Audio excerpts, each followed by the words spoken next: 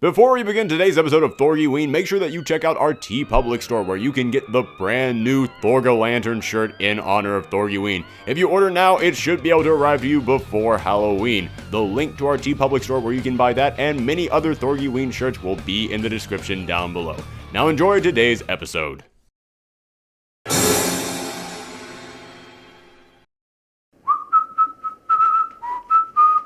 Oh, hey everyone, it's me, Aaron. Still trapped in this stupid hotel for the entire month. Yay!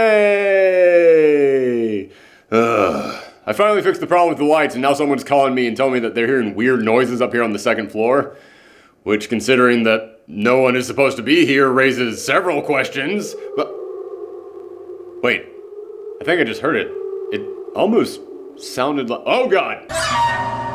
Come play with us, Aaron. Forever and ever and... Hey, where'd you go?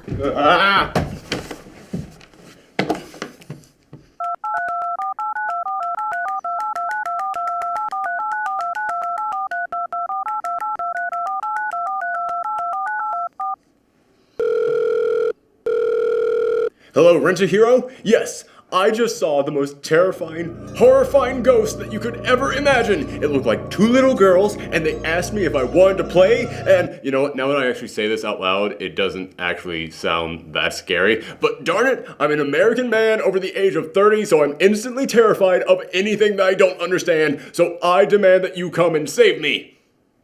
Yes, I'll hold.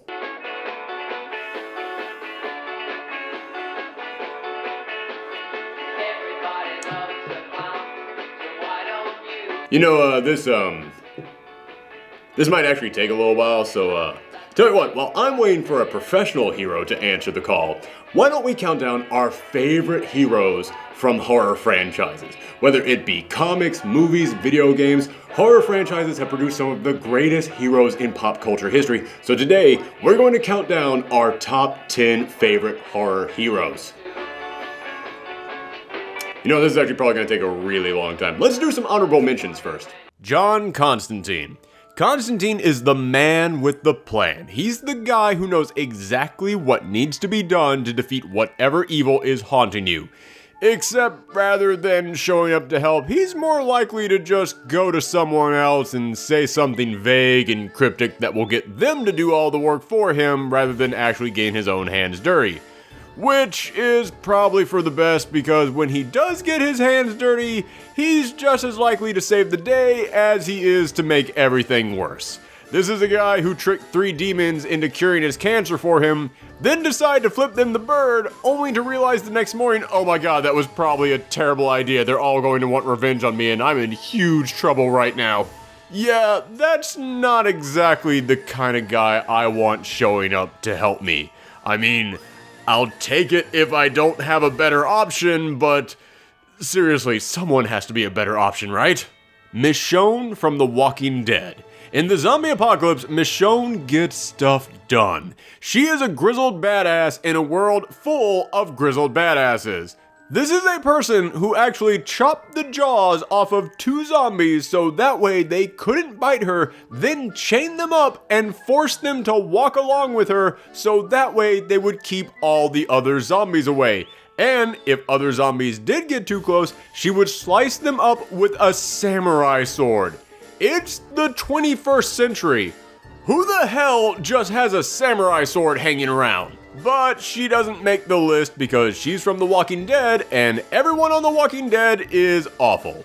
I don't mean as characters, I mean as people you would want help from. Everyone in this universe is just as likely to completely lose their mind and suffer a mental collapse or stab you in the back to save their own skin as they are to help you. Except for Glenn. Glenn is the only good person in this entire series.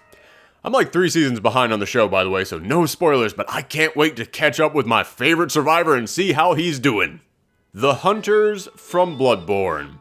Hunters in the land of Yharnam have gone up against werewolves, crazed pitchfork-wielding psychopaths, zombies, whatever the heck these things are, and Lovecraftian-style old gods, all while the city around them devolves into chaos.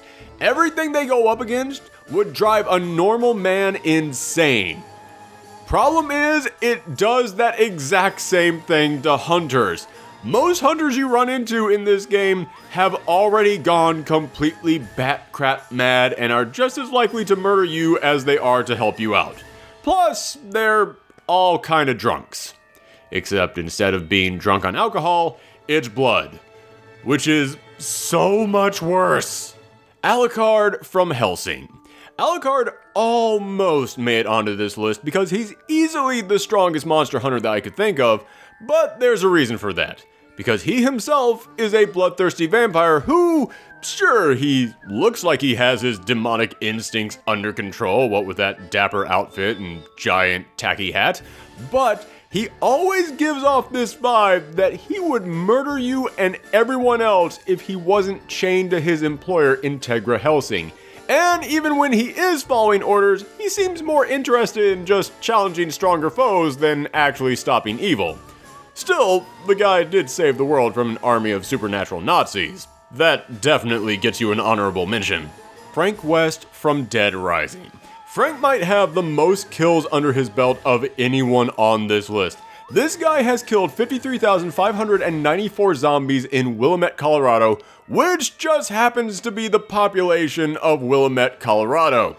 That's right, this guy literally took out an entire town full of zombies. Which raises the question of why there are still zombies, but that's a matter for another day. Also, his creativity is through the roof. This guy is the MacGyver of zombie killing. He can duct tape any two items together and turn them into something that defies all the laws of physics. However, Frank is kind of a dope.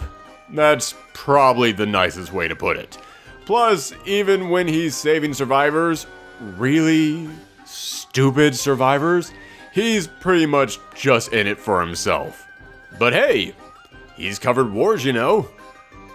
There, I said it. And the last honorable mention goes to Sam and Dean Winchester from Supernatural. Even though they are very experienced monster hunters, I couldn't put them on the list simply because I just haven't watched Supernatural. You should. It gets really good in season 2. Gah! When did you two get here?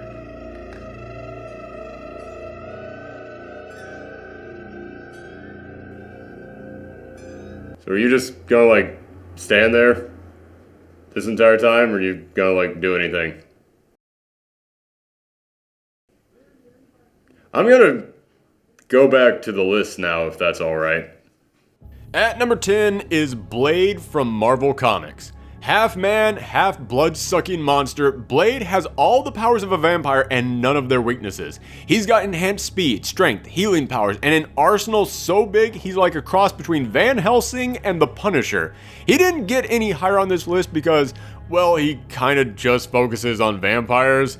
It's kind of his specialty. Sure, he can take on some demons here or fight a werewolf there if he needs to, but he's still pretty single-minded in his hunts. But still, I had to put him on the list because few hunters can take out an entire rave full of vampires, but none of them look this damn good while they do it. Number 9, the Ghostbusters. The Ghostbusters get huge points on this list for accessibility. No other hero on this list has a phone number that you can call and infomercials telling you how to reach them. And yeah, I take some points off because they're not exactly the most in-shape heroes. It looks like we're in the teens somewhere. Okay. But when we get to 20, tell me. I'm gonna throw up. But despite their schlubby physique, they make up for it in brains. These guys are professionals who fight the supernatural with science. That's just cool. Plus, they're down to earth. They're regular Joes, which brings its own brand of charm, and even though they're called Ghostbusters, these guys actually have a lot on their resume. They have taken down the Spirit of Halloween, the Boogeyman, and freaking Cthulhu. Not bad for a couple of guys just hanging out in a firehouse. And speaking of average Joes fighting off the unknown with their brains, at number 8, Isaac Clarke from Dead Space. Isaac was just a simple engineer responding to a distress call from a ship, only to learn that it had been overrun with necromorphs. What are necromorphs? Well, imagine if zombies just didn't die, and they grew giant claws and fangs and ran like hell. Yeah, they're pure nightmare fuel. But the fact that Isaac had to fight his way through a ship, space station, and ice planet full of them isn't what got him on this list. No, he's up here because nobody has worse luck than Isaac Clarke. If something can break on Isaac, it will break. If there is a 1% chance that something will go wrong, it's going to go wrong. I'm almost there. I'm headed to the bridge now to activate the gravity tethers. Well, good. They're swarming in through a hole in the medical deck. At least you won't have to go through there. Unexpected obstruction ahead. Shutting down. Welcome to the medical deck. Crap.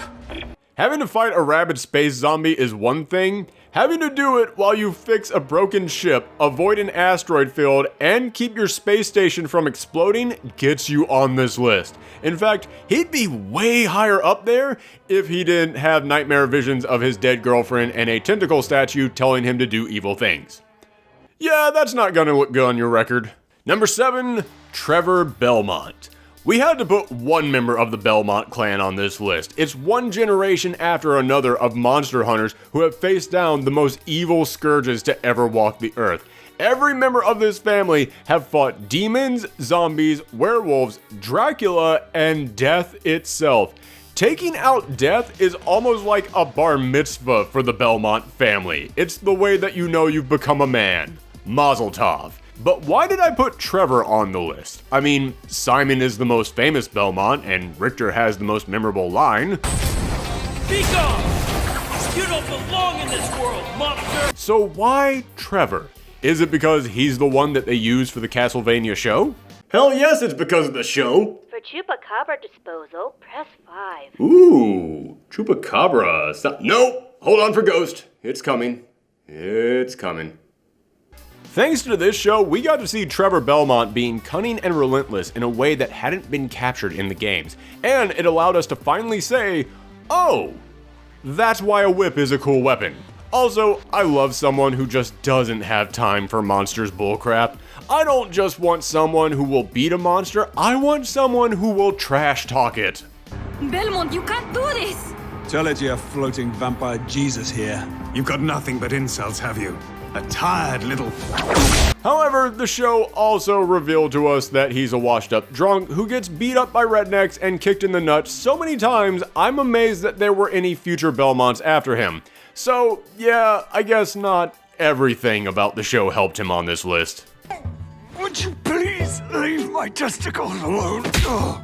Number 6, Ellen Ripley from Aliens. Few monsters are as terrifying and deadly as a xenomorph. You drop one egg down onto a planet, and by the end of the month, they'll have overrun everything. They're like bedbugs, only full of acid. Yet nobody has more experience going up against these creatures than Ellen Ripley. After her entire crew was killed by one of these monsters, she was able to survive and save her cat using nothing but her wits. But that's not what gets her this high on the list.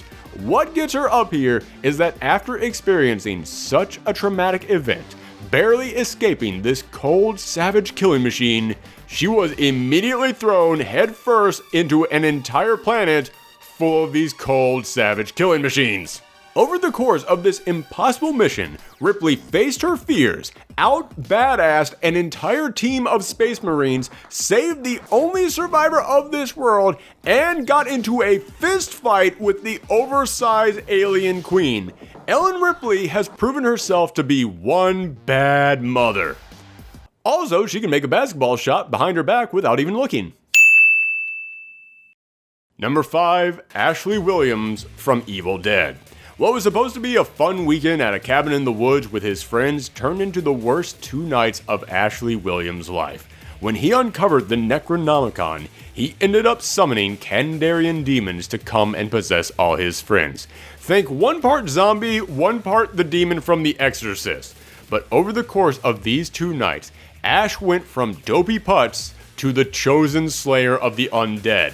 Ash makes it this high onto this list for a few reasons. One, as I said, I like a hero who can smack talk a demon, and nobody is better at that than Ash. See this? This is my boomstick! You shall never retrieve the Necronomicon. You'll die in the graveyard before you get it. What's that you got on your face? Huh?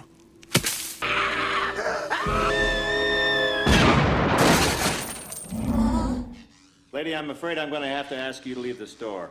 But most importantly, Ash can take a beating. Remember, he doesn't have any special training. He was a stock boy thrown into a nightmare. So he got the crap kicked out of him, but he kept going. He got thrown downstairs, slammed headfirst into trees, he got clawed and scraped and mangled by these monsters, and yet nothing stopped him. He even cut off his own hand when it became possessed, and he just wrapped it up with a dirty rag, and he was good to go.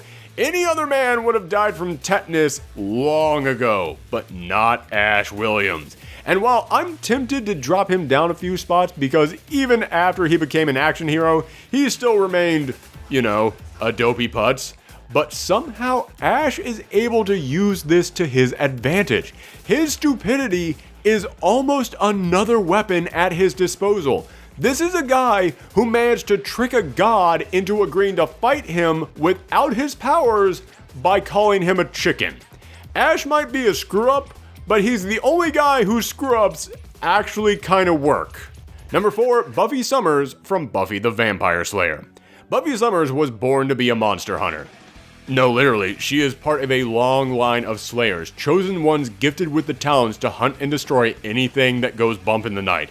She has enhanced speed, strength, reflexes, and also a natural affinity for almost all weapons. And while her official title might be Vampire Slayer, she's not exclusive just to bloodsuckers. She's fought gods, witches, werewolves, robots, living nightmares, and whatever the hell these guys are. The variety of monsters that Buffy has had to fight is truly stunning, but what's really impressive is she had to do all of this while going to high school. Do you know how hard high school is all on its own? If you can prep for the SATs and fight Satan at the same time, then you're my hero.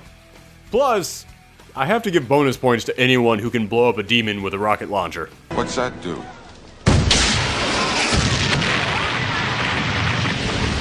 Number 3, Tallahassee from Zombieland. You might be wondering why Tallahassee gets so high on the list when he just focuses on killing zombies, while Blade was at the bottom of the list when he just focused on killing vampires. Well, the reason why is because if movies have taught me anything, it's that zombies are a way bigger threat than vampires. I mean, vampires have taken over a building or a small Alaskan town, sure, but how many times have they taken over the entire world? Once? Twice, max. Zombies take over the whole planet and cause the apocalypse on the regular. But the main reason Tallahassee gets this high is because he turns monster hunting into an art form. Tallahassee is that guy who sits around all day planning what he'd do in the zombie apocalypse, except unlike 99% of the people who do that in the real world, Tallahassee actually knows what he's talking about. You drop Tallahassee into a zombie-infested location, come back 2 hours later, bam, no zombies. And while he was killing every zombie in sight, he stopped to become a surrogate father figure to a gang of screw-ups. He's literally the only ally you need to face the zombie apocalypse. Number 2, Elsa Bloodstone from Marvel Comics. No other hunter on this list has faced a wider variety of threats than Elsa Bloodstone. She was raised into a family of monster hunters, and while most legacy characters struggle to live up to their family's examples, Elsa has surpassed her father in every way to become the premier monster hunter of the Marvel Universe. Think about that for a second. Out of the entire Marvel Universe, she's the #1 expert on monster hunting. That's kind of saying a lot. She's got an encyclopedic knowledge of how to take down any and all monsters, beat Nosferatu on her very first mission, formed her own team of other monsters in order to help her track down a monster serial killer, trained younger generations of monster hunters, including a boy who could summon out kaijus, and even murdered her way through an entire continent full of zombie superheroes. Just walked from one end to the other, fighting off zombie heroes and villains. Nobody else could do that but Elsa Bloodstone. And our number one monster hunter, the indisputable answer to who you gonna call, Leon Kennedy from Resident Evil. Leon Kennedy was a cop in Raccoon City. You know, that Raccoon City. Yeah, the zombie apocalypse broke out here on his very first day on the job, and he had to make his way across town dealing with the undead, giant spiders, and lickers. Something so nasty that if you went up against it and survived, you could just go ahead and retire from monster hunting. No one would judge you. You've already put in your time. But lots of Resident Evil characters have faced these monsters. Why does Leon make it on here not just as the official representative of this entire franchise, but make it all the way to the number one spot? That comes from what he did after he left Raccoon City, when he became a special agent working for the President of the United States, and after the President's daughter Ashley was kidnapped, Leon traveled all the way to a strange European village to get her back, where he fought off a whole new breed of thinking parasitic zombies, crazed cult members, chainsaw-wielding Leatherface ripoffs, sea monsters, giant trolls, walking Iron Maidens, and this thing that I really don't want to think about what it might actually be. He had to do all this and cure the president's daughter and himself of this parasitic plague, all the while foiling a terrorist plot to take over America. He did all of that without breaking a sweat and having the most smarmily cool attitude of anyone on this list.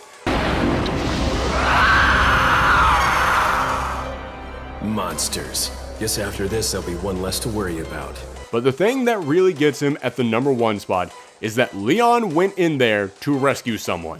And he did it, because darn it, that's his job. Elsa Bloodstone's top priority is to kill monsters. Tallahassee's top priority is to get a Twinkie. Ash's top priority is... Actually, you don't want to know what Ash's top priority is. Leon's top priority is to save you. And if I'm going to be attacked by monsters, that's the guy I want coming to my rescue. Also, he did blow up a giant monster with a rocket launcher. So, again, bonus points.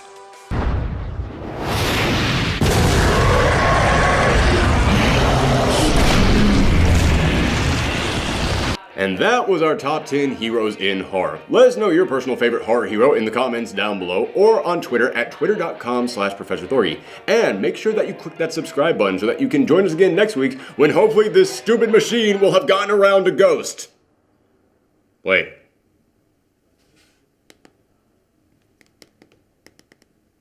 Oh my god, my battery died. Oh great, that's perfect. Well, hopefully by this time next week, I will have unpacked enough that I will have found what I did with my charger. But until then, I can still contact these guys on the internet. I just have to go over to their site and... What do you mean there's no signal? Oh my god. Okay. Nobody panic. But there appears to also be no internet. That's fine. I am sure that I can naturally adapt to a world without my phone or my internet. Two things that I use so frequently, they've almost completely bonded to my own body at this point. But I'm sure that by this time next week, I will have gone back to being a well-adjusted, normal individual who can function without the internet.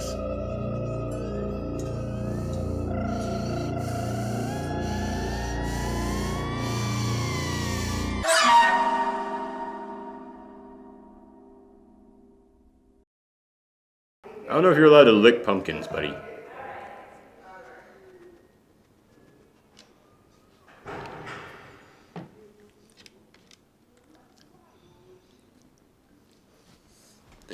Alright, bud. Bam. That's a good buddy. Now the pumpkin is wet. I'm glad you did that.